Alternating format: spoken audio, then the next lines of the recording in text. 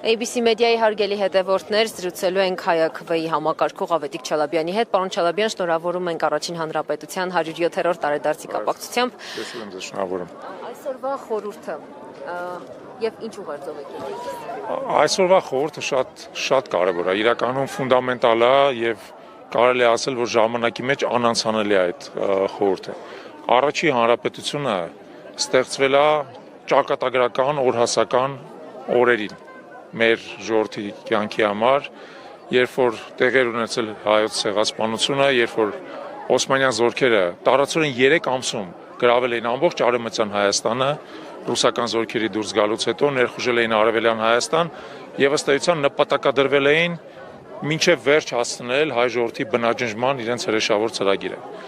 Եվ հիշեք, որ այս ճակատամարտը, որը տեղի ունեցել է մեծ շրջապատող բլուրներում, գտնվում էր Երևանից ընդամենը 50 կիլոմետր հեռավորության վրա, մյուս ճակատամարտը Սարդարապատի, որ տեղի ունեցել Արագած լեռան մյուս լանջին, Երևանից ընդամենը 30 կիլոմետր հեռավորության վրա էր, եւ եթե այդ ճակատամարտերում հայերը պարտվեին,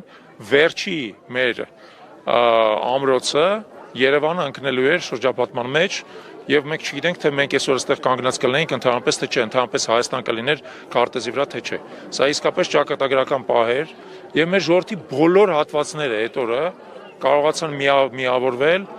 այդ ճակատամարտը թշնամուն տալու համար։ Ես հիշեցնեմ, որ այդ օրը կռվել են եւ կանավոր ստորաբաժանումներ հայկական նորաստեղծ բանակի, եւ կամավորները արևմտյան Հայաստանից եւ Արցախից եկած, եւ տեղական աշխարհազորը մասնավորապես ապարանցիները 3.5-4 հազար աշխարհազորային են տվել։ Դա իրական համախմբման օրինակ էր, եւ դա այո մայիսյան հերոսամարտի կարևորագույն խորհուրդներից մեկը այն է, որ համախմբված հայ ազգը կարող է հաղթել նույնիսկ ամենաֆոխերիմ, ամենազորեղ թշնամուն։ Երկրորդ կարևոր խորհուրդը նրանում է, որ այս հողը կռվով եւ արյունով է պաշտպանվել։ Երբ որ մեր խոսում են նրա մասին, որ այս իրական Հայաստանն է,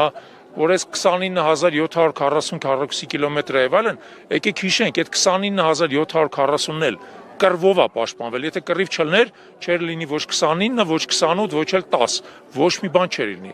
Եվ ընդհանրապես ասած անընդհատ մեր ժողովրդի գլուխը մտցնել, որ կռվելը վատ է, մեր ժողովուրդը պետք է հիշի։ Իր այսօրվա ապրելու իրավունքը, իր անկախությունը, իր ազատությունը ինքը կռվելով է հենց նվաճել։ Եվ պետք է մեր ժողովրդին դարձնել անողնաշար կռվից վախեցով։ Այս հողը կռվողվա պահել եւ աստված չանի իհարկե նոր կռիվ լինի, բայց մեր ժողովուրդը պետք է միշտ պատրաստ լինի դիմագրավել թշնամուն, որովհետեւ դրանով է նա վերհաստատելու իր ազատության եւ անկախության իրավունքը։ Եվ վերջապես երրորդ խորհուրդը, որի մասին ես կուզենայի ասել։ Այդ 3 ճակատամարտերը Բաշապարանը, Սարդարապատ եւ Ղարաքիլիսան կռվել են իսկապես գերակշիռ թուրքական զորքի դիմաց։ Բանակի հրամանատարությունը իդեմս Թովմաս Նազարբեկյանի պատրաստ էր հանձնվել, բայց այդ պահին առաջ են եկել մարդիկ, ինչպիսին են լեյտենանտ Գարեգին Նժդեհը, կապիտան Գուրգեն Տեր-Մովսիսյանը,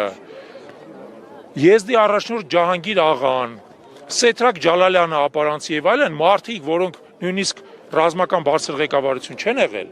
եւ ասել են ոչ, ստեղ որոշվում է հայ ազգի ճակատագիրը